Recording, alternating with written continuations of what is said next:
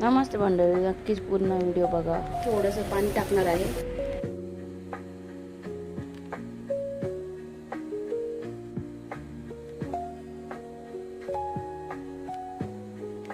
पाच मिनिटं शिजवून द्यायचं. इकडे घेवड्याच्या शेंगा हे शेंगा यामध्ये टाकायच्या. बघा कसं तेल सुटलंय. टोमॅटो चांगलं मस्त शिजलेलं आहे.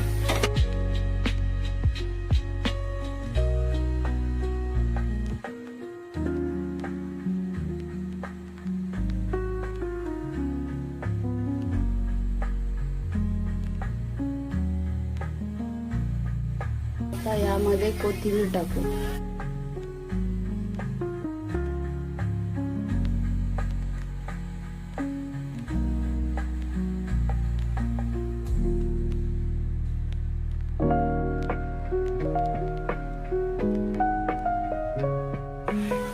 आता हे घेवड्याची शेंगा उकळलेले यात टाकूया.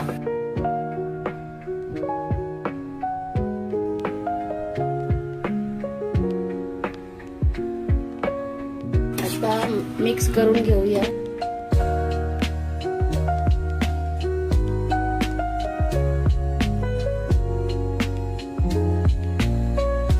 मिक्स करून झालंय. आता याला 5 मिनिटं झाकून शिजून देऊया, म्हणजे आपली भाजी शिजली. मग चला मंडळी, भाजी तयार झाली आहे का बघूया. वाव, मस्त छान.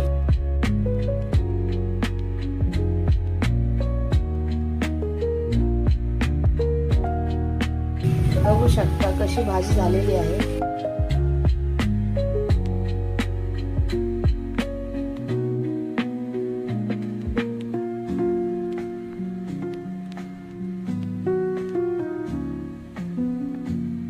मला एवढी कोरडी आवडते, जास्त कोरडी भाजी आवडत नाही, म्हणून मी एवढीच कोरडी ठेवते.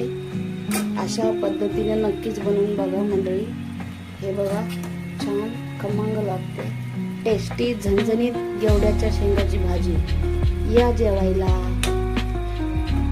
Bye bye, take care. तब्येतीची काळजी घ्या.